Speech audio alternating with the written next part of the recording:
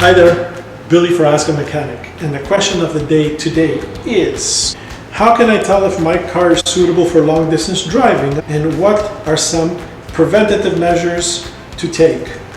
Okay, well, it's really plain and simple. Today's cars last for a long time if you maintain them. Maintenance schedules are absolutely important to follow. Vehicle Mind sends you maintenance alerts, and they're there to prolong the life of your vehicle.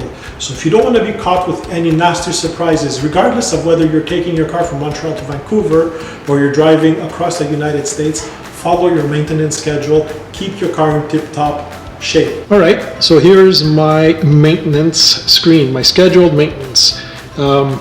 See, I've done my 208,000 kilometer one, and now I'm due for the 224,000 kilometer maintenance. And of course, it tells me exactly what I need to do. And at the bottom of the page, it asks me if I want to find a garage or Mazda's done. And of course, being the good mechanic that I am, I will ask it to find me a garage because I do want to do my maintenance.